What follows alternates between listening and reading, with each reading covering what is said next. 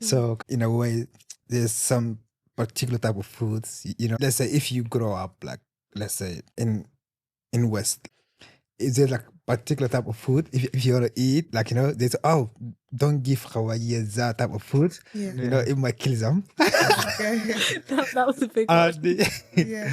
And Salam, hello, and welcome back to Source OK. This is a podcast created to learn, understand, and demystify life in Africa and African lives. Today, I am joined by three amazing guests of Sudanese origin as we continue our journey of finding a home. Welcome to Longing and Belonging, Sudan edition. Okay, so ever since I had the conversation about identity, like back in September, episode 12 and 13, I've been kind of like very invested in understanding identity, what it means to identify as something while being somewhere else, and specifically how it impacts kind of like the African diaspora. And so this is kind of like the process of understanding that and demystifying that by having different guests and kind of hearing it from their mouth and their perspective. So this leads us to here and kind of like understanding what it means to be of a certain ethnicity. So here we have our guests, and I'll kind of go through one by one, and I guess you can tell us, firstly, tell us a brief history about yourself, kind of where you are born and what leads us here. Like, how did you get here? Hello, my name is Sarah, and I was born in Saudi Arabia, and my family came to London when I was 2 years old. So I've lived in London ever since. So I've had a very, I think, British upbringing, but also within a Sudanese household. So there's been a lot of, overlap with that. Hello, I'm Noah Salebo. I was born in Sudan and I moved to Greater Britain in 2016 as a refugee.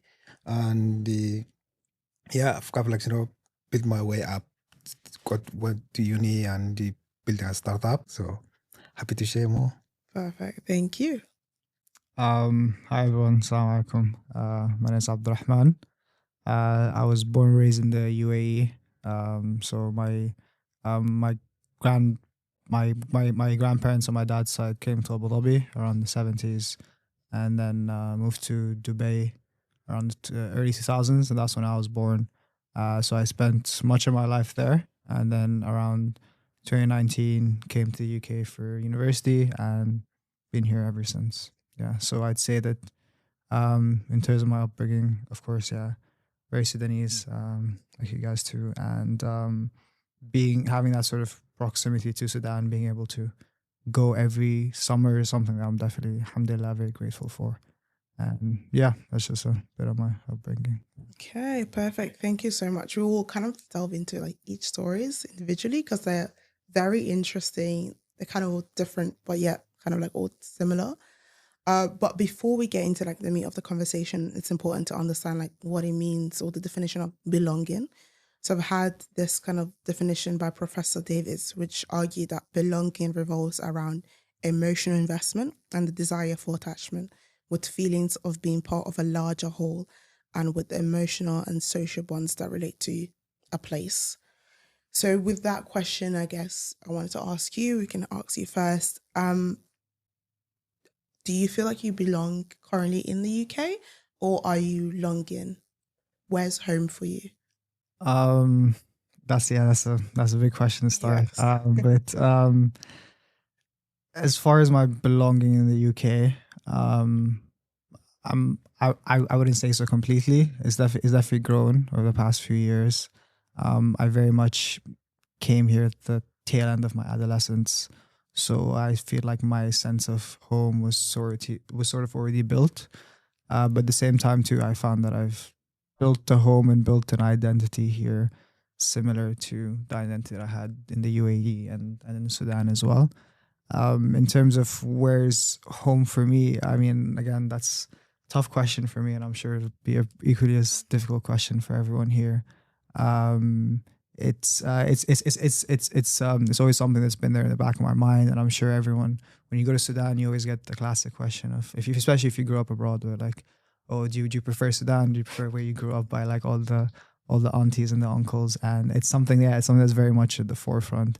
And I feel like maybe when I was younger, I maybe connected a bit more to the UAE since it was where I was born. All my friends were there and had that sort of familiar connections. But as I grew older, it became stronger more of Sudan. So in terms of where my home is, I'm grateful to say that I have multiple homes and multiple places I feel like home: the UAE, Sudan, and potentially maybe Britain in the future. But I mean, the way things are going, you feel less and less like this place is home like you, and there is that feeling in the back of your mind in the UK, in Britain, and also in the UAE too. To be fair, where no matter how long or how much of attachment you build to the place, you'll never sort of truly be home, and you'll maybe never truly sort of belong.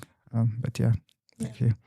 When I moved to the UK, due to circumstances, I left Sudan. Suddenly, I felt at the beginning, immigration is kind of like my story. But when I lived further and I realized kind of immigration is part of human story, you know, and all the people who we look up to, like prophet like Moses, Jesus, Muhammad, they all migrate, and even scientists, Albert Einstein, you know, Simon Fogg, they all come from migrated, and the migration is kind of being like part of being human, and the Sudan, like home in Sudan, is mean like more resilience, community, or kind of like, you know, eating bush at the corner shop, you know, or you know, and the that togetherness. Also, I found that in Norwich, you know, when I used to live in Norwich, like you know, people kind of like greet you, and also they kind of like, you know, I found this quiet kindness, and the also people give you space but also care. And when I moved to London, I lived on a boat in a community, and also I found there some of togetherness, you know, where people can like share tools, you know, or share stories and sides of that. So for me, I kind of like in between. So I've got like that kind of like, you know, togetherness of from Sudan, and the, you know, and the more of like structure, fairness, you know, and part of compassion, also like, you know, the like part of the British culture. So kind of like combining those both, you know, finding myself like, you know, belong to both. I belong to both, or I would say I can belong, this kind of like help me to belong everywhere and nowhere at once. Mm. Yeah. Okay, that's deep. Mm.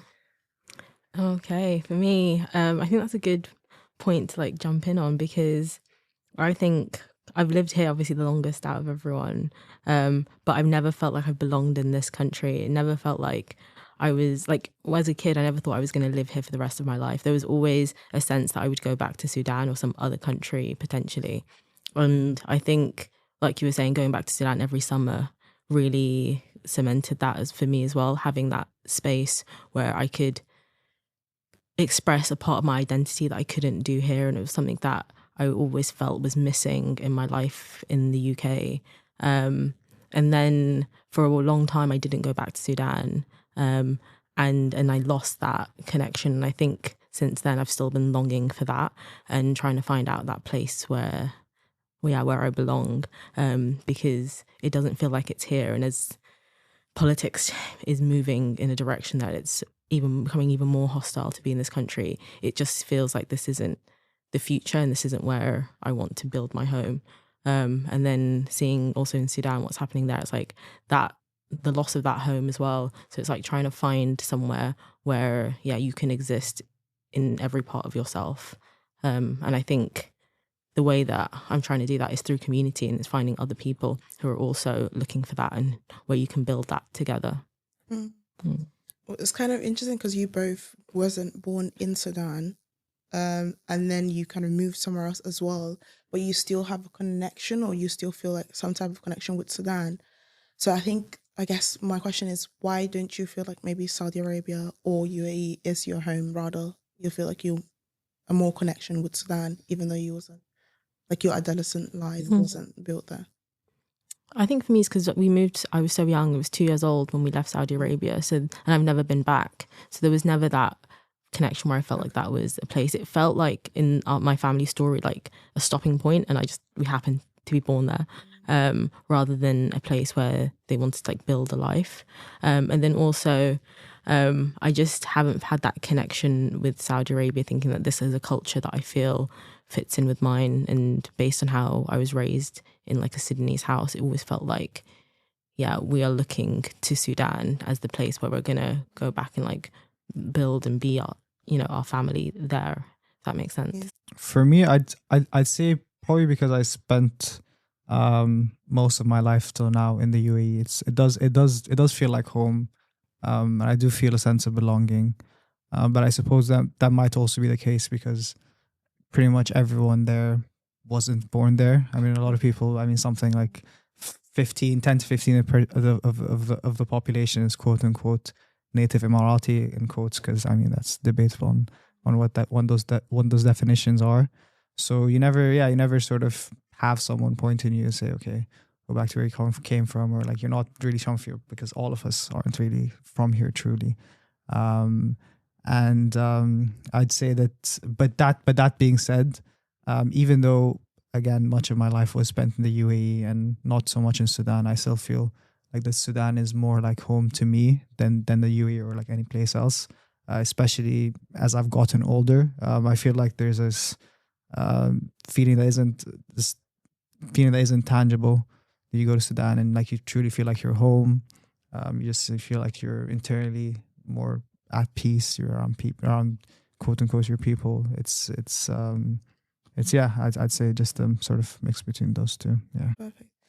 I guess the premise of the question or the research is to really surface how the feeling of a person being at home, and I guess that creates safety, and also it embodies kind of like a person that feels at home, and that's, I guess, the peak of the productivity and the peak of their self. But how can we establish, or how can we find a home for someone, especially as African diaspora, when our lives or it's very much revolves around movements and kind of like this continuous migration.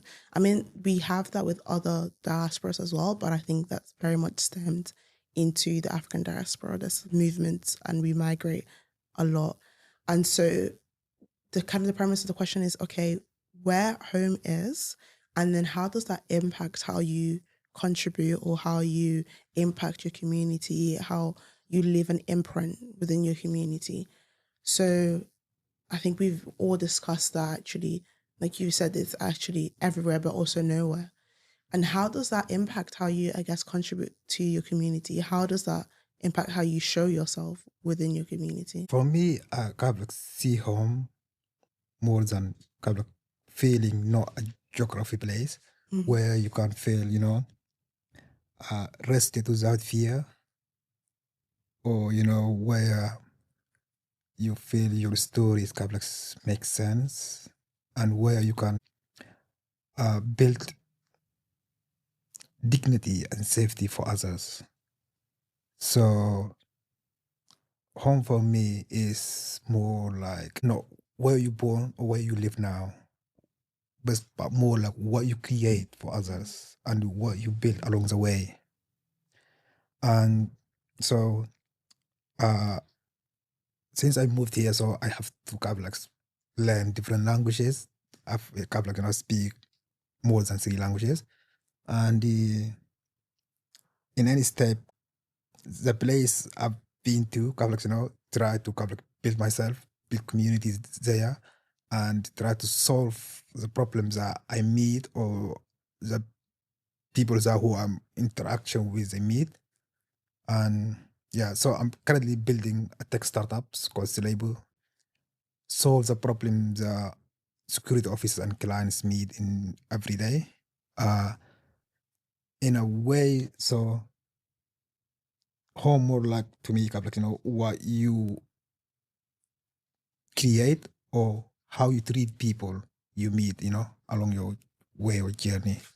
So did you feel like you're a startup founder, you mentioned, but you came as a refugee. Did you ever feel like kind of when you had the idea of the startup founder or your impact in this community, did you ever feel like maybe like a pushback or a sense of, should I create something for this community, or like, should I instead create something for Sudanese community?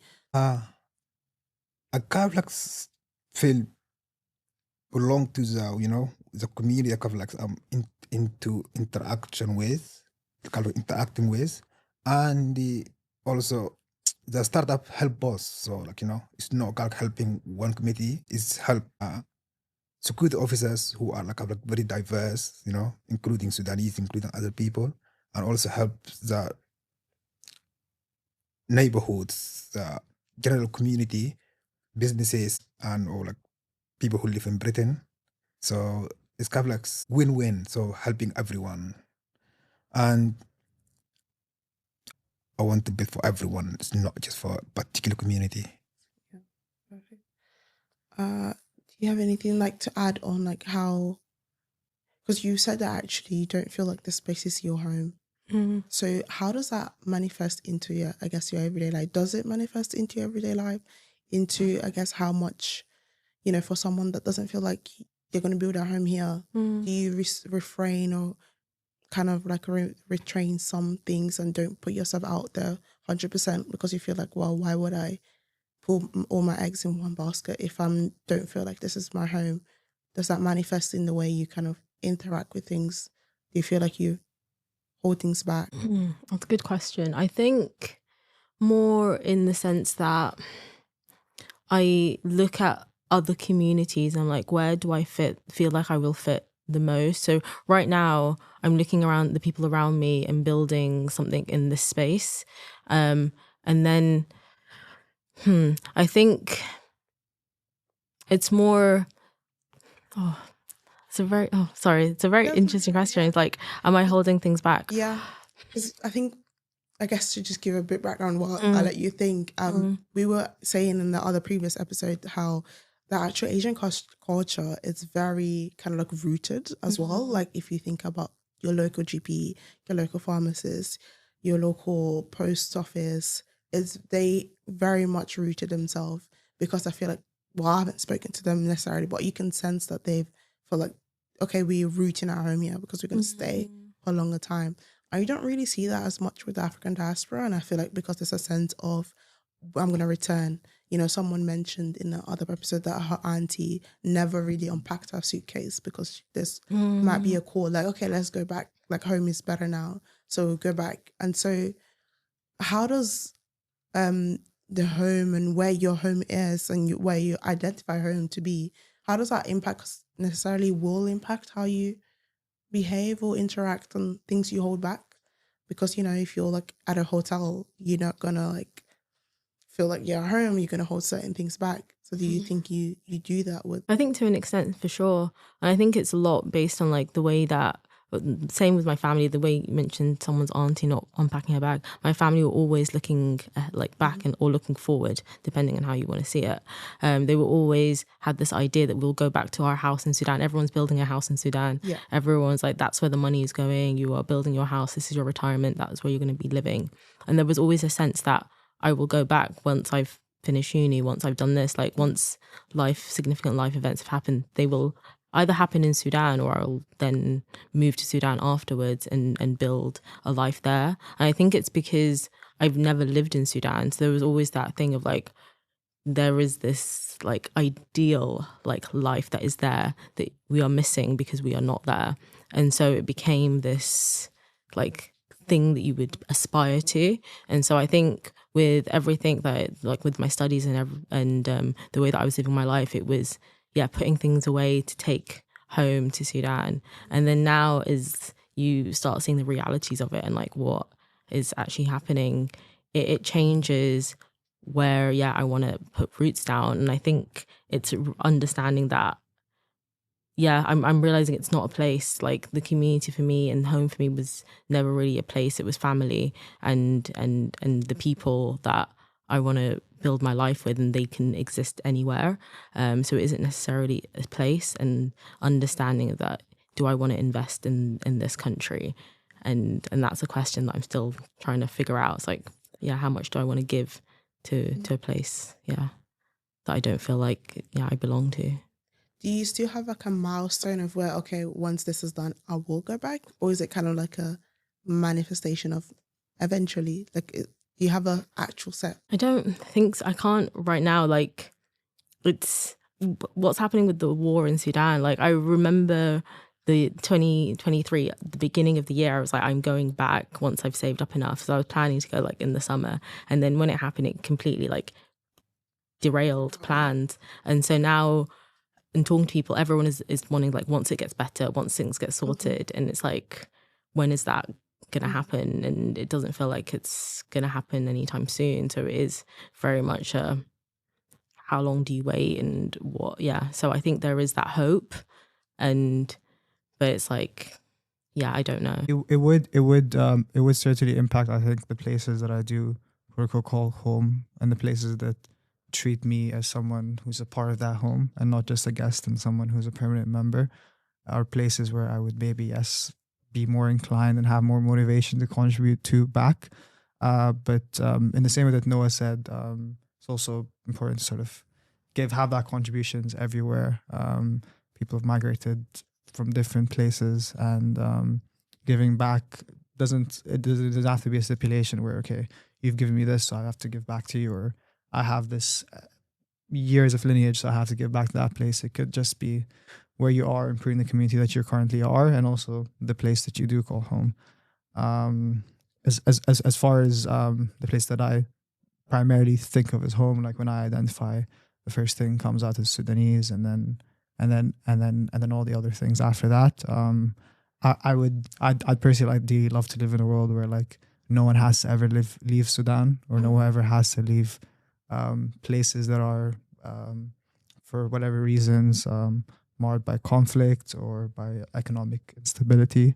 That would be a much nicer place. And I suppose in terms of my ambitions or how I'd like to sort of give back to that community in a sense, it would be nice if the diaspora could help build that up and build it up to a place where, again, no one needs to ever leave. And if anything is the opposite, where, people would want to come in and sort of help build than the other way around. Yeah, that's really interesting. I guess how you've mentioned, like, it doesn't have to be community specific. You can just build for everybody. Which is interesting, I guess, on how we can talk about how it impacts specific culture. Because I think subconsciously, when I thought of this question, is like, okay, belonging and belonging, if you say you feel like you belong, then how does that manifest into how you go about your everyday life? And you feel like you're longing, how does that manifest? Because I feel like when you're longing, you're kind of straddling between words, and there's always this hope that I'm going to go back. So you don't put out too much. So I'm just thinking about my dad and my parents, well, specifically my dad. He's like, he built a house in Nigeria. There's always this hope of going back when it gets better, whenever that's going to be. And so that's where his mental state is subconsciously. If he had, kind of thought, yeah, this is my home here, then subconsciously his actions are going to be slightly different. However that might be. So it's kind of interesting how, I guess, the African diaspora stipulates that, and how does that manifest into how we interact, what we put out into the British community, but also in general, how we move about and contribute. But again, just going on, I guess, identity, which is the main kind of like point of this conversation. Identity is very important, I guess, on how you, having an identity then motivates how you do things, why you do things. I guess it's kind of like the first starting point. But you guys all mentioned kind of you feel like you're identified as Sudanese, but also kind of like in between. So I wanted to ask you, what makes you feel like you are Sudanese? Because both of you guys actually wasn't born in Sudan. You've traveled and you've been there, but do you feel like that's enough to say, okay, you're Sudanese? Is that like, is there a threshold, a mark where you could be like, okay. It's interesting because I feel like I never had a choice in what, like, how I identified. My family were like, you are Sudanese. This is a Sudanese house. We will, like, you will do the Sudanese things. And it was very much bringing that into my life, and then that became who I was. And I went to, so a lot of my friends were also from, like, in the diaspora, so like from different Arab countries, and so they had the same thing. Like, they weren't born there, but their family had instilled in them this identity of like, this is who you are, and this is your first, I don't know, like First gift. yeah, and this is like the first thing you speak of. So I'm always like, I'm Sudanese first before anything. And it's strange because I didn't go to Sudan for the first time until I was like 12. And so for like a long time, I still felt Sudanese. I was in the Sudanese community. They were the people like I would spend time with. And yeah, we would always be watching Sudanese TV. Like, we'd be eating Sudanese food. It was very much like, I was in this little microcosm of Sudan, but here in London. And that's why I never thought any different. It was very much like, you are Sudanese. We just happen to be living here right now. And that's how I saw it, and how, since then I'm like unpacking all the other things around living in this country, and how, my identity isn't just that. I am British because of, the fact that I've grown up here and I've assimilated. So it's finding that balance between what my two identities are and figuring out how they sit together. For me, I think, similar to what Sarah said, it felt like an identity that was given to me rather than one that maybe I've chosen as I've gotten older. You sort of start to think more consciously of like, oh, like, where am I from? Where is home to me? Like, how do I identify? And all those sorts of questions. I think when I was younger, or when I was 4 and 5, the idea of like, oh, where am I from, and this and that, and people asking you where you're from, and then you start to sort of those ideas start to form in your head. For me, it was just sort of like, okay, like, what color is my passport? Okay, it's green. I'm Sudanese. I'm from Sudan, and all my other friends, like, growing up in the UAE, were from all over. So it was sort of just that, like, that's sort of where you are from. I suppose as time has gone on, it's I've probably grown a stronger connection to it, but I've also sort of maybe extended my roots coming here, and maybe sort of looking back in the UAE, and also the situation in Sudan. You sort of, I mean, again, like you guys have also mentioned, you subconsciously and also very consciously think to yourself like, yes, I want things to get better. I want to go back, and I want to build things and make it to a place where people don't ever have to leave. But at the same time, you sort of have to put your needs also, and the needs of the people, your immediate family and stuff around you. I suppose that's how I look at it. Do you feel like there's a difference? I don't know if you could like have levels, say. Do you feel like there's differences between someone that's born in Sudan versus yourself who's lived there for majority of your adulthood? Would you say there's like, I don't know, not to say that you are in power to say someone's not Sudanese, but do you see any differences where you're like, I'm more Sudanese per se than somebody else? Like, yes, in somehow. Okay. So, when you saying about Sudanese culture, yeah, we've got this, kind of like, this togetherness. So, like, if your neighbor hungry, you share meal. If you care for your neighbor's child as your own. If there's wedding, everyone celebrate. If there's loss, everyone grieve. And and the people share things. And they compare it to kind of like, to British culture. There's what I learned from British culture. There's structure. There's kind of like fairness. And also, there is kind of compassion and love in boundaries. So, so in Sudan, we've got like this, love in share. Everyone get involved. And comparing with people, like, what British culture, like, mostly come like, be boundary, be like to yourself, be personal, privacy. yeah. Yeah. Like I found sometimes offering food for someone, it can be not a good thing, Mm. you know. But from where I grow up, like you have to do that unless you not kind. Yeah. Yeah. So, and I've do integrate with people who born here, but they're Sudanese, and it was that like so one week chilling, so some they don't share food. Like, how's that? I'm like, yeah. So there are little things that kind of like Yeah, because I think distinguish. Yeah. yeah.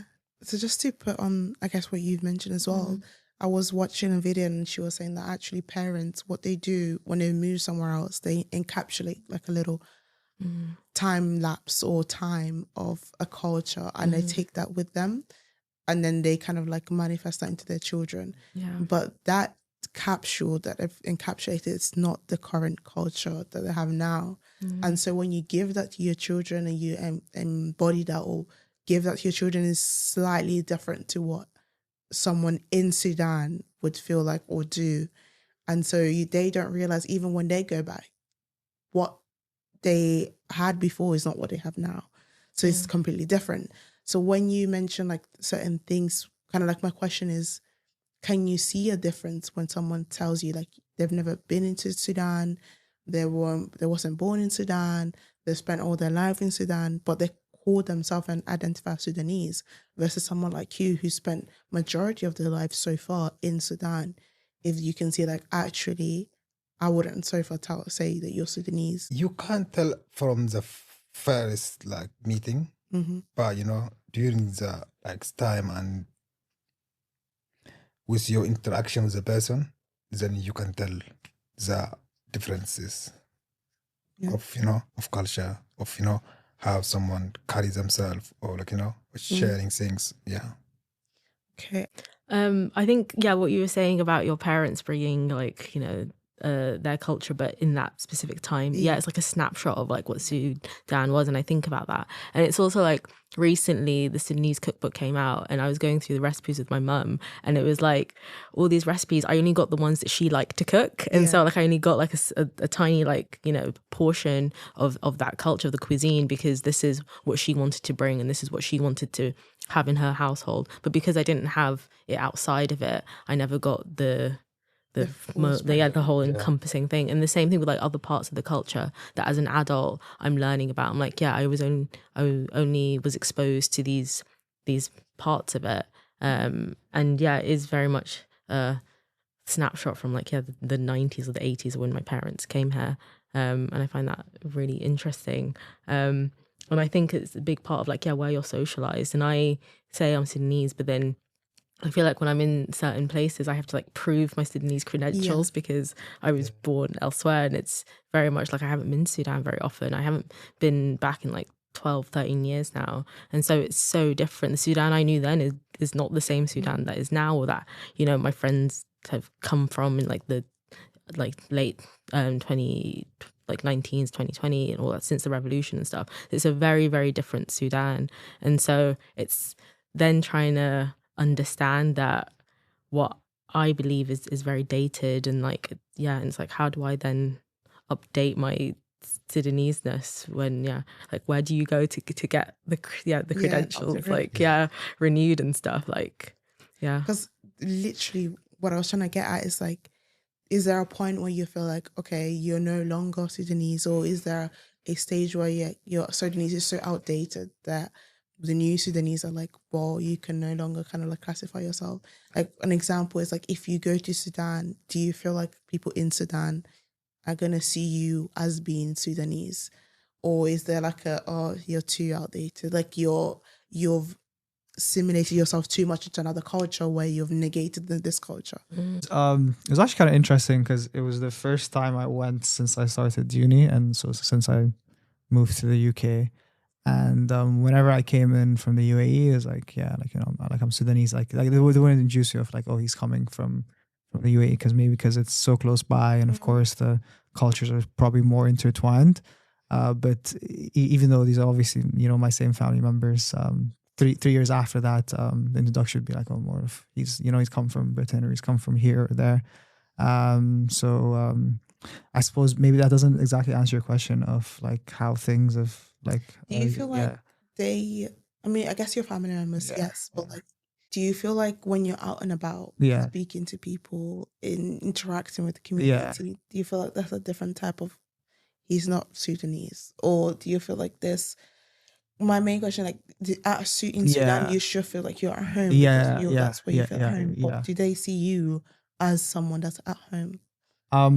For the most part, I felt that yes, like they see me, as someone that's there and someone that's at home. But that caveat, I feel like it has maybe changed slightly now that I've come here compared to like when I used to come from the UAE. I like to think I haven't changed. I mean, maybe in some ways, I've noticed that some parts of British culture, or however one defines it, I've maybe taken on. Maybe, like you said, being slightly more reserved, or maybe not immediately. Like I was the same as if you have something, first thing is you offer it to someone else before you eat it yourself.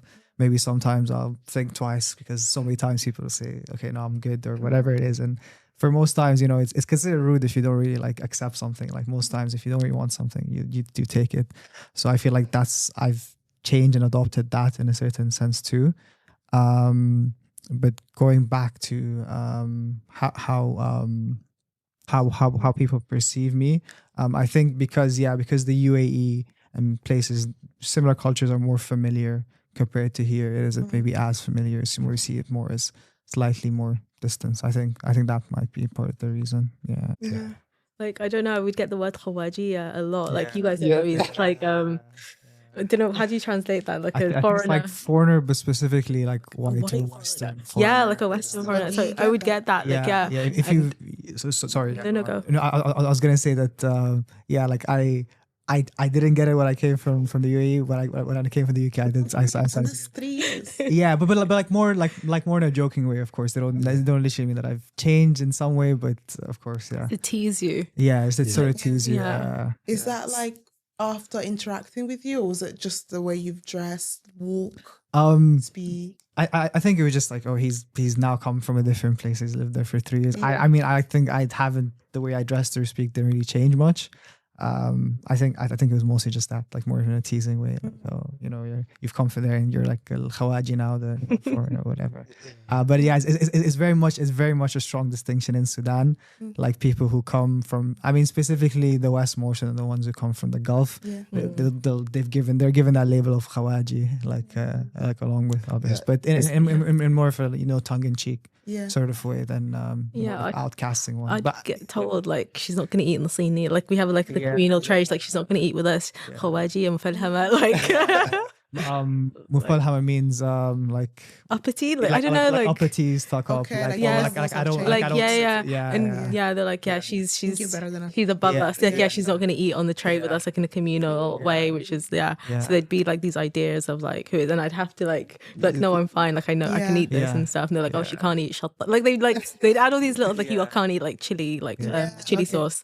Because of like where you come from, like you can't eat the same food as us. Like so they'd have these ideas, and I'd be there like, no, like I do eat all this stuff. I've like grown up eating all this food. Like I can eat with my hands. I think they're surprised that like this is a thing that you do. So like when I saw my family in the spring, like there's a dish called asida, which is I always compared like fufu. It's like a big like thick, doughy. I don't know, doughy thing that you put the stew around it and stuff. And then I'm like, I love it. It's one of my favorite things to eat. And they're like, oh, our kids don't even eat this now. So they're like surprised that certain parts of like Sudanese like cuisine and culture is like you eat it in the West. Like we don't even eat it now. Like we have to force our kids now to eat it. So like I think there's a surprise that things are preserved like outside of Sudan in that way. But yeah, and I think when I was little, I would very much try and prove how Sudanese I was, trying to eat like everything. I'm like, I'm going to try everything, and because it felt like I was longing for that and being like longing to like belong there. And I'm like, yeah, okay, I can do this quite easily by eating all this stuff, by trying all these different things. But yeah, I'm grateful for it now because like I can eat all of it and it's easy. But so I think people are surprised. Yeah, and it's literally very interesting. So in a way, there's some particular type of foods. Let's say if you grow up like, let's say in West, like, were born in England or like, France and come back to Sudan. Is there like particular type of food if you want to eat, like, there's, oh, don't give Hawaii that type of food, Yeah. it might kill them. Okay. That was a big one. Yeah. So they kind of like having that idea, and I feel it makes sense. Yeah. So you grow up here, you're exposed to less amount of pathogen or bacteria. Your immune system has not developed that immunity yet. Yeah. So if you start to eat that, kill you. So It might turn out wrong, yeah. And like not just with food, I feel like with slang too, sometimes you get outdated. Like if it's been a few years, Yeah. I'll come back, I'll maybe use some older terms. Like for example, like masura. I mean, people still use masura, but I feel like there's other words that may be taken Yeah. sort of precedence. But yeah, it's very, very much that thing of, being stuck and then coming back and then yeah, seeing how things are a lot different. yeah, we've got a kind of like Rondok. It's evolving every year. So every year there's new words. Yeah. And Rondok. It's kind of like, it's similar to Arabic, but you flip the letters into word. Okay. It's kind of like slang, but it's kind of like, it's kind of evolved from generation to generation. So let's say some generation, or like, let's say generation like, in early 90s, they say Hajj and Hajja. But like generation in 2020 and above, they say Juluk and Julka. It's kind of like, What does it mean? Hajj and Hajjas mean like my dad and my mom. Okay. Mom and dad, like, or Juluk and Julka. That means also it means the same, but they kind of like But change different. change the words in a way that they do not understand. Yeah. Like also like a term respect, you can maybe like an uncle aunt or like somebody like a hajj or whatever, and something like it's more of a common Arabic word, right? You see it around like amongst other Arabic countries, and like you mentioned, it like flips over time. Flips over time. And it changes and stuff. But I just wanted to add a point on the whole like the Sudanese credentials thing. But it's very it's very true how you mentioned how it's not just, I mean, the way you carry yourself and the way I mean how connected you are with Sudanese current culture and stuff, but also because Sudan is so diverse, it's very easy to sort of think someone is from one place, but no, they're Sudanese. Like in my case, for example, I look very Habesha Ethiopian. So I most times I get people come and talk to me in Amhara, and I'm like, oh, sorry, like I don't speak Ethiopian, and also other Sudanese people that maybe mistake me for that. So it's kind of like Sudanese credentials don't really fit one sort of particular image. And I think for different people it means different things. Like for Sudanese, most Sudanese people are quite aware of like how diverse the country is and how different Sudanese people look like, especially ones that go to Sudan more often. But even with non-Sudanese, I've noticed that like a lot of non-Sudanese have different ideas of what Sudanese people look like. So it's the idea of Sudanese credentials. It's tough to have that sort of fixed. Sort of, yeah. And I guess just to go into Sudanese credentials, language is kind of, I guess, a thing. Like you've already mentioned slang, but do you feel like if you can speak the language, is that really a tick on your credential list of like, okay, you have a higher Sudanese past than somebody else that doesn't know how to speak the language, or is it not important? Like you can still identify as Sudanese? For me, I think language is the strongest like connector of people. I've noticed that as my Arabic gets stronger, the stronger I feel a connection to Sudan and how much Sudanese I feel, and I'm pretty confident of the fact that had my Arabic been better, I would have been able to connect to Sudanese culture and people a lot more than I would have otherwise. Yeah, I think I agree, because I feel very similarly. When my Arabic isn't as good, I feel less connected to the culture. And I think when you were saying if someone doesn't speak Arabic, do you feel like they're less Sudanese? I don't see them as less Sudanese. I just think that it's harder to access the culture without the language, because you're excluded from conversations, and you're also like, just personally speaking, like there is a way that, especially coming from outside of Sudan to Sudan, when you speak Arabic, you get a number of reactions. Some people are like, oh, you speak so well for someone who doesn't really speak Arabic. And so you get that. You're like, okay, is that a backhanded compliment? Like, okay. Or you get people like, oh, you can't even speak Arabic. And you're like, okay, so I don't know. Then you're like, what's the point of even trying? Like, and so I know with like friends and family members as well, people whose Arabic isn't so good choose just not to speak because of how it's perceived. And so then it deteriorates more, and then they're less likely to want to go back to Sudan, and they're less likely to want to go to Sudanese functions, meet like Sudanese like family friends and stuff. So you start isolating yourself from the culture because of how it's the only way to really speak to other people and to connect with it. And I think because I didn't grow up there, I find it difficult to speak to my peers in Arabic as well, because I don't know the slang at all. Like, it's something that I'm learning. It's like on social media, you see like loads of people like seeing all the TikToks and like Instagram videos. And then I'm like, okay, so this is that's how people, exactly. Or like speaking to my cousin, like, okay, like tell me what do I need to say? And like, it is that. And so I think, I find language so important, but also so hard as well to connect with, I think. Yeah, I find language is quite important, like really important. It sounds more like, language is the home that we carry inside us. Being in Sudan, there's like a lot of different languages. Yeah. And I grew up in Umdurman, where like people come from all different parts of the country. And also I went to university in Sudan.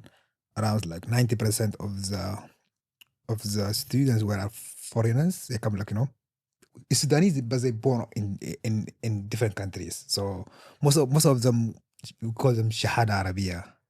So they come like, did their high schools mostly like in Saudi Arabia, Qatar, or come like, or Emirat. And some of them, they also did their like high school here, but they come to study medicine in Sudan. It's quite affordable in a way. And you literally can tell, so like, from the words or the accent they speak. So, and we will be chilling, like they have got a particular kind of like of accent. And and that kind of like, also kind of like it define you in a way, Yeah. Yeah. And then even like in Khartoum, like in Omdurman. So if you grow up in Umbedda, the way you speak is kind of like different than someone grow in Hayy Yusuf, for example. Yeah. So we've got kind of like this rival thing is, in how you kind of like, do your accent, or like, or do your rondok. Yeah. Yeah. Kind of like language kind of like, is home. Yeah. We carry inside us. But that's kind of interesting. But I guess to move on is, with children in the future, what do you guys, I guess you guys are going to impart the language on them? Or is that something that you think of, like, teaching them the language, teaching them the culture? Or is it kind of, we had this conversation in the other one where we're like, okay, how, as parents, I guess you want to make sure that your child has the easiest life. And so if you're not thinking of going back to Sudan, or if you don't see a future in Sudan, would you bother teaching them the language? Would you bother giving them Sudanese names or identify them as Sudanese when you don't think that they're going to come back? For me, I think, having my kids speak Arabic would be top, I think. It's one of those, I'm like, I don't see the reason why not. It's been like, I didn't know if I was ever going to go back to Sudan. It was something that I thought about, but having that language just made that just an option. And I think giving someone a language gives them more options in the world, basically. So it's like they might not go back to Sudan, but there are so many other Arab countries that they could then have access to just through that language. And then it gives them the choice then, if they want to connect with Sudan, that they can. Because I know lots of people, lots of friends who don't speak their mother tongue and how they regret it now as adults. And so it's like, for me, it's always something that I'm like, I would love to, give them that. And in terms of the culture, I love the Sudanese culture. There's so many parts of it that I think are so beautiful. And I think, why wouldn't I want to share that? Not necessarily in the same way it's like this is your only identity, but it's something that I'm like, you should be able to choose the parts of you that connect with this and the parts that don't, and be able to have that that choice in how you choose to identify. So yeah, for me, I think sharing my culture and my language makes sense, and that's how I want to raise kids and how I want them to see themselves. Just to argue, you can make a point now, actually, if you think they're just going to be in the UK, why bother like telling them about different culture, about different language, when actually they might not use it? And so I guess a better way for them to assimilate better, to belong better in the UK would be just to teach them the UK culture, get them to learn that instead of kind of like bothering yourself to learn a culture they're not going to use. I don't think it helps you assimilate better not to have that. Like, I think there's that idea that it does, and I think that's why a lot of my friends weren't taught their languages, their mother tongues, and I think it's that idea that it will help you fit in better. But we are Black people. We are very visibly, we're Muslim as well, and it's like there is only so much you can assimilate when the culture itself doesn't want you in it.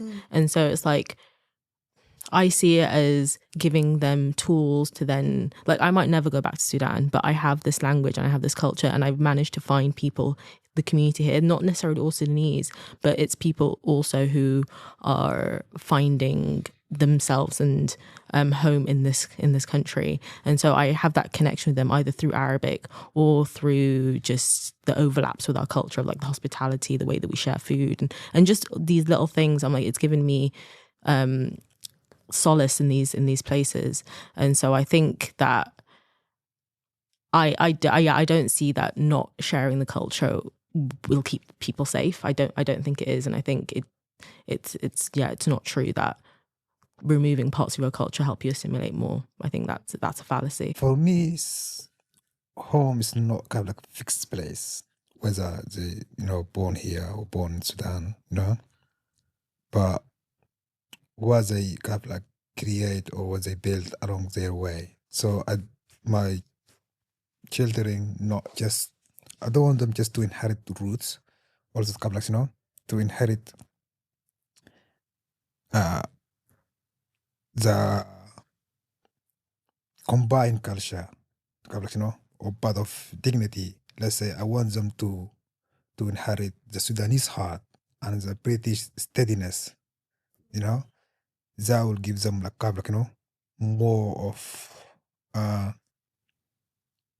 more of ground or opportunity for them, to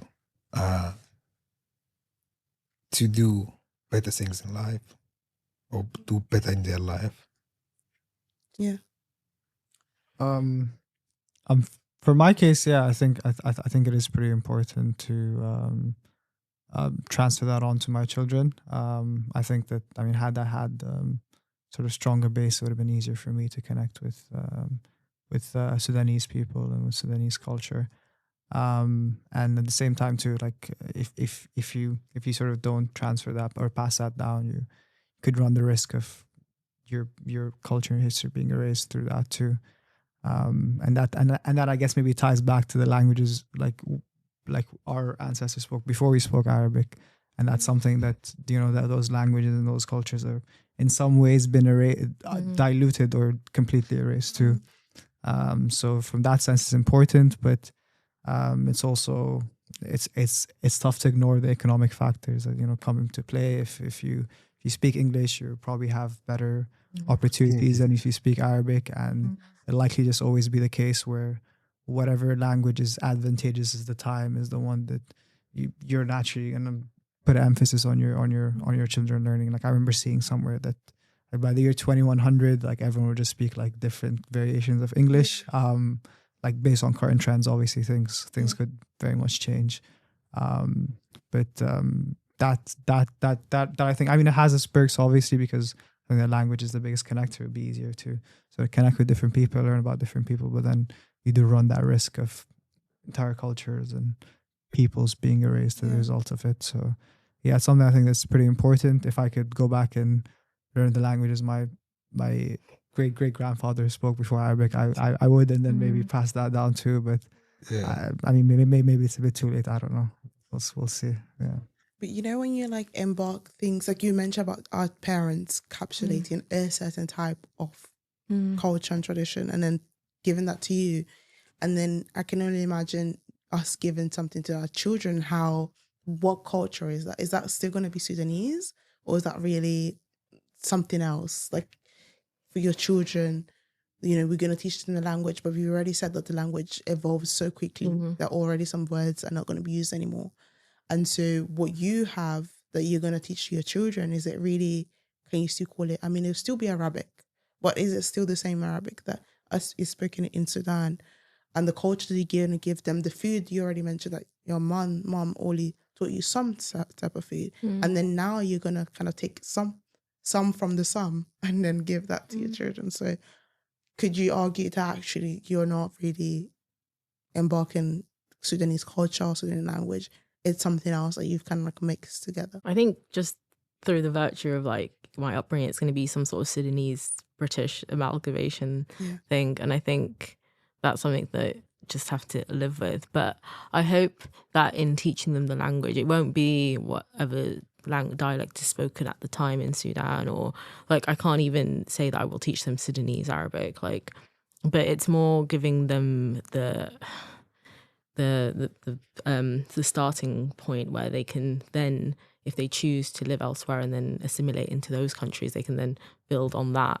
And I think, it is just embedding in them the desire potentially to find it for themselves, because I had this idea of Sudan built into me and it's part of my identity. And now as an adult, I can then choose the parts that I want to carry forward. And that will be what I pass on to my kids. But hopefully as they grow and they can then figure out what parts of their identity they want to continue forward.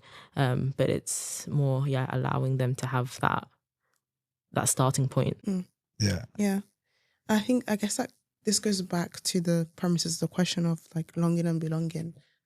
We've all mentioned that actually we will like to embark the culture and the language of our children. So isn't that a sign that we're longing because we're trying to like retain as much as we can and give that to our children, just in case in the future they will use that and kind of like expand the future prospect. But if we say that we're at home, then I guess the subconsciously we wouldn't necessarily need to take so much with us and keep passing it on. And I guess that kind of goes back into how we manifest ourselves and I guess express ourselves in the community, of kind of the need to keep things and give on and kind of move through the message, I guess pass it through. But I guess obviously we can't talk about this without kind of mentioning what's going on in Sudan. And it's very important when, you know, we're all saying that we would see Sudan as home. However, what's going on in Sudan, you can see that people that are Sudanese are also not felt as though they're at our home because of, you know, the different indigenous and civil conflict that's going on, and people that are Sudanese are also being told that they're not Sudanese. And so I guess what happens when you're in Sudan and a place what you would call home doesn't allow you to be at home, or doesn't want to include you, or there's, you know, civil wars going on. How would you say that kind of manifests into your thinking or how you perceive home? Yes. And it's very sensitive question and very important kind of like, you know, it's really good that you asked that question. For me, well, Sudan is quite diverse, and all these conflicts going on, it's kind of like being built on from, you know, after Sudan get independent, and then there was this kind of like the idea of being an Arab country or African country. So at that time, our Prime Minister, Zaim al-Assari,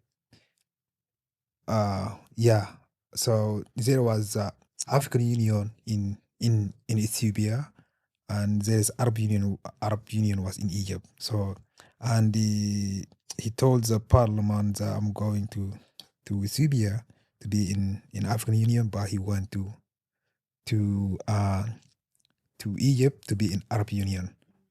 And at that time, so this stuff like the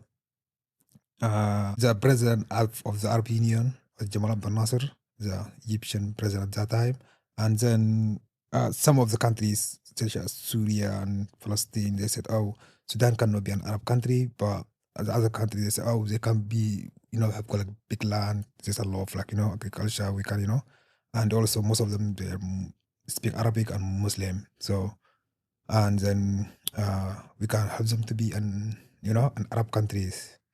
And from there on, kind of like the population of Sudan is kind of like is around like 70%. I would say kind of like African descendant, and like 20 to 25% Arab descendant, and we've got like Indian descendant and Turkish descendant, like on the east and other part of Sudan. And the war start from there. So how to when they come back, so to the Arab Union told Sudan that we support you, and then you have like change the Sudanese culture to Arab culture. And at that time, South of Sudan like mostly Christian, and like north and middle and west like more Muslim. And if you see the part of Sudan, south and west, it's kind of like more African descendants, like African background, and then to kind of for Sudan to become fully Arab countries has to change culture. So kind of make the Arabic the permanent language, like the official language, and which is kind of be, and also kind of like change all the type like kind of like destroy all the other different tribes or culture or or things. And the war started in South Sudan in a name of religion. So there's kind of like they build these things called if you South Sudan, there's kind of like jihad, and they kind of like make soldiers from West Sudan and like leaders from North or Middle Sudan. And then the war started there, also being going for like years until South Sudan split in 2011. And there's like and from like early 20s, there's like war starts, in West of Sudan, Darfur, Kurdistan, and and going on. And so from the previous government and the Al Bashir government, they kind of like they built this kind of things into the community, kind of like strong tribe things. So people kind of like start to value tribes more than the country. And that you can see in everything, kind of like even in comedies, in in like in songs, in everyday life, or like even if you going to get like your identities, passport, or like going to hospitals, places that kind of like people kind of like been divided according to that, and that which make this conflicts going on, like for years. And do you feel like that has an impact on how you see Sudan as a place where you can call home, just because of the different tribes? And even in Sudan, someone might tell you you're not Sudanese, you're not Arab Sudanese, you're non-Arab Sudanese, and there's conflict within Sudan of Sudanese people. Do you think that has an impact on how you see? you can hear that, like in many places, but for me, the way I see Sudan, I see like in a culture, in a culture perspective. So, like, we might say that, we try to talk about politics or something, but when same thing happen, we all come together to help out. When I used to live in Norwich, like, we've got like a small, it's like small number of Sudanese people there. But if something happen, everyone have like, contribute in. So like, if I've got someone died in Sudan, or like someone died here, or someone like, people can contribute to do that, unless like, despite of which part of Sudan you are, or despite of which tribe you are.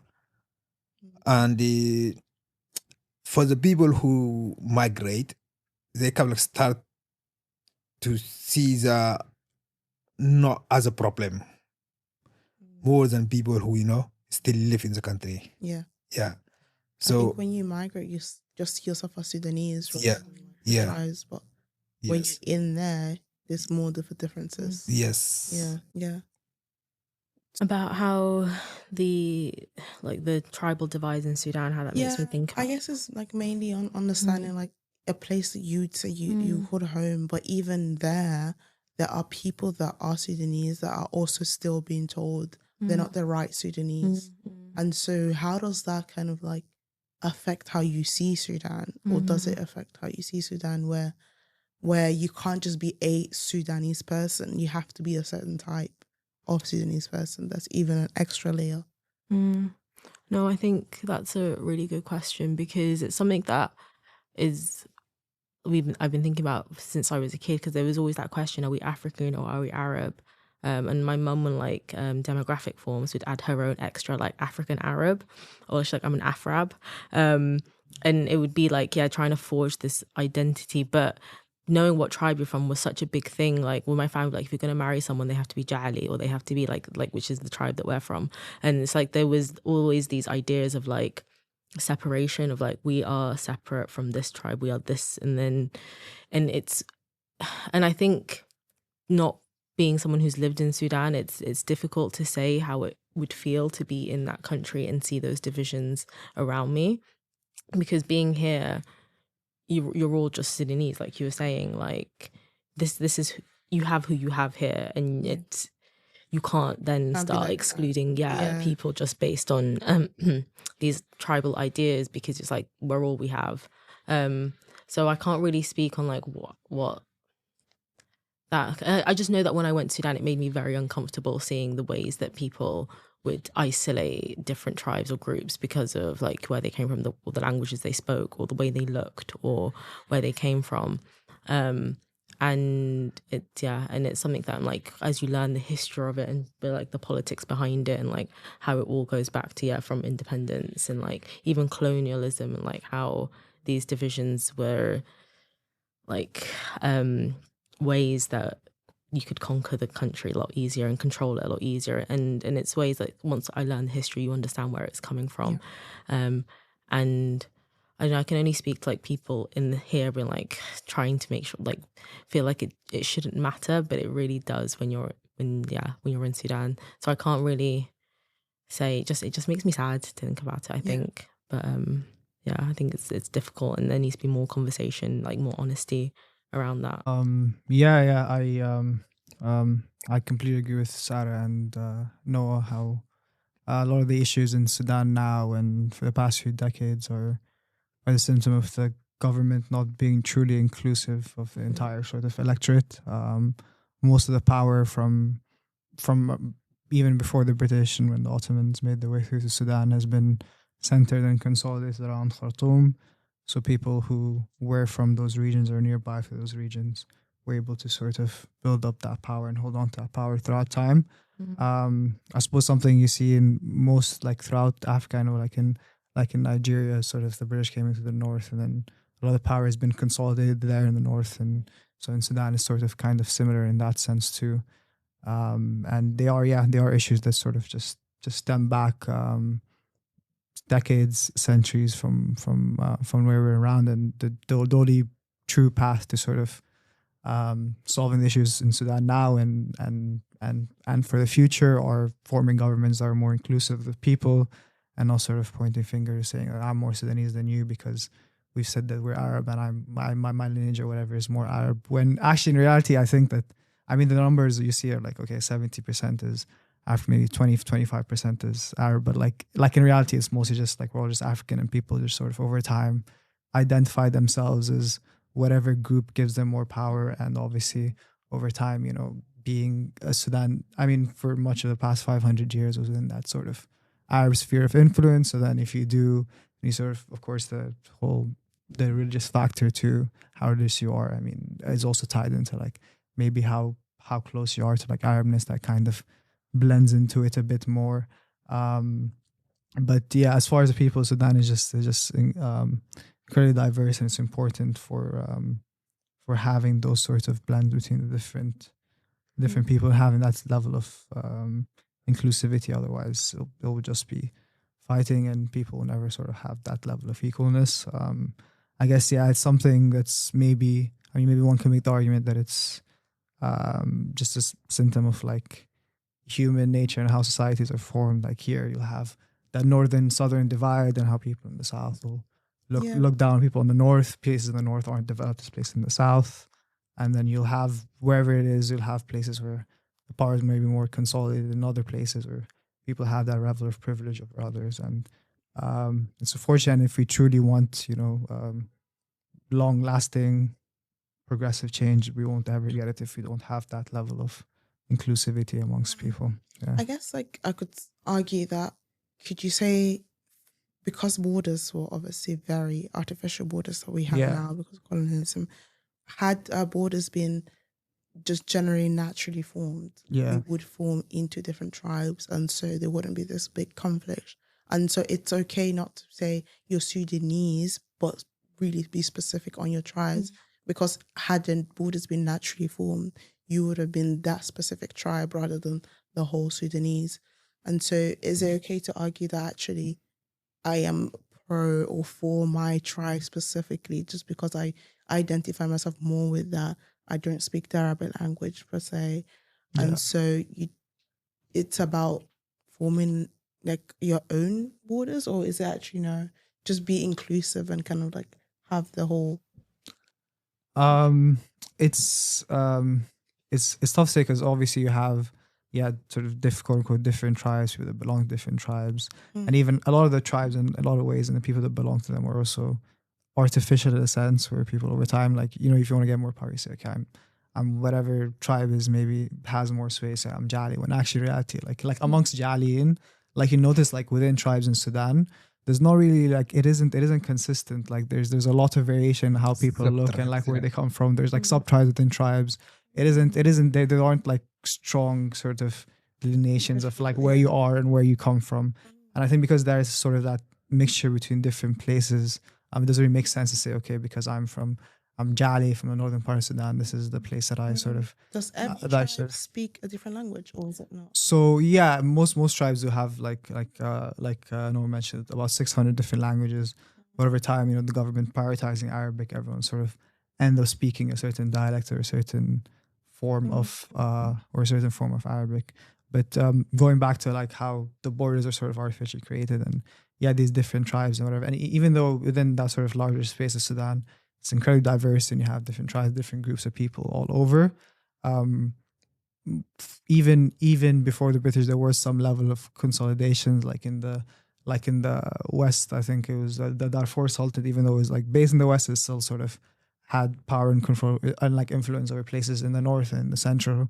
The Funj Sultanates also had that influence in the north and center. From the time of the Nubians, it was not just, even though it might have originated from the north, that sort of influence and that interactions were between the people all over. So even though people originate different places, there's been way too much mixture over time to say that, okay, because I'm here, then this is what I prioritize. I think it doesn't really make as much sense. Yeah. In recent year, Kablax start to Kablax, you know, to disappear slowly. But still you feel as there, especially when you come to marriage, you know. Yeah. So, you know, most of the tribes, Kablax, you know, they don't marry from each other. And they're like one of the, I think so, one of the biggest things one of the things that is fueling the war. So like, when you allow marriage between different tribes, so you have like, you've got like, your nephew, your niece from that tribe and that, so you don't fight each other. Yeah. I feel that way kind of like, it might reduce things. And yeah. So and also one of the other things we have in Sudan is also, I feel like it's very damaging, is having cousins marriage. So that affecting the country is not only on a political level, even on genetic levels. So we've like, there's a lot of I've studied medical genetics, and when I see the map, of the particular type of genetic disease, it's kind of like dark red in Sudan and Afghanistan, and like part of Middle East. So kind of like, there's a lot of people kind of like, having a lot of kind of like genetic disease because of like, of the And is that first, like because they second. want to keep it between the tribe and be specific? Yeah, Yeah. yeah. So yeah, It is. Okay. if people start to pay attention to that and solve it and be more kind of like, open, it will kind of like, improve a lot. I just wanted to add to the point about like marriage. You realize the tribal divisions. Whenever like I talk to them, like, okay, so you don't mind this tribe, but what if I married them or someone in the family married them, and then they're like, okay, no, they're not allowed to do that, and then you realize that's where it really comes out. And the genetic thing is a really big thing. But I'm like the royal family, they're very all intermarried. It's a big thing. But trying to consolidate power and like keep it within the families and tribes. But yeah, something to address, I think, for sure. Perfect. Okay, so just to round up, I guess if you have like 2 minutes just to give, or even less, we kind of want to end up on an actual point. I think I really, really enjoyed this topic, and I guess just speaking about it with you guys and can understand it from your own lens and your own perspective. And it's kind of like different flavors of longing and belonging that we've delved into. But do you have any action points that you, either for yourself that you're gonna like take home and do after this conversation, or for the listener that they should do certain things? If I had to say for the listener, specifically maybe if they're Sudanese, I'd say go and read more about Sudan, the diversity of Sudan. If you're someone that's a part of the diaspora who hasn't had the chance to sort of visit Sudan as much, and the only sort of Sudanese people are the idea of what you have as Sudanese as the people around you, I'd say go and read, go and interact, go and see how like diverse the country is and how different we all are. I think I'd also give that assignment to myself too. I think it's always something that I need to learn more about. Even you guys both speaking today, there are a lot of things I had no idea of that I've come to know. And another point I'd say maybe I'd maybe go and improve my Arabic. I think even though the sort of it is a language that we've adopted over time that maybe isn't natively our own, but is the one that connects us to other people. So I'd say maybe go back and do that. And if someone is Sudanese or from wherever diaspora, and if you want to make that connection, I think language is the first and maybe the biggest step. Last things for the diaspora listeners, whether in any part of Sudan or Africa, or or even you migrated to to any part of the world, migration is a part of being human, and belonging or home is something that you create along the way. And the real question is not where you come from, but what we did in our life. I think following on what Abdulrahman was saying is like, for whether you're Sudanese or not Sudanese, is learning more about Sudan, and coming into it like curiosity and wanting to see that.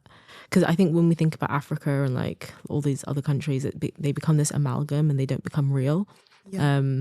And it's hard to think about the people in those countries and the history and like what is going on there, and when they're not a real thing, it is just this like blurry like idea. Yeah. So I think like make it real, like interact with Sudanese people. There's loads. It's probably your doctor is Sudanese, like, or like yeah, find some Sudanese people. There's lots of stuff happening around Sudan right now. So there's like film screenings around Sudan. There's lots of like music, like events and stuff. So I'm like, if you can find something, like interact with Sudanese culture in different ways. And yeah, as Sudanese people, find a Sudanese culture that's different from the one that you grew up with, and like learn more about the diversity of Sudan. And I'm always like, try Sudanese food. I love Sudanese food. So I'm like, give that a go. Thank you for being here and for listening. I've been Zainab, your host, and if you've enjoyed the episode, please leave a review, subscribe, and share it with your community. Until then, okay. Perfect. Thank you so much.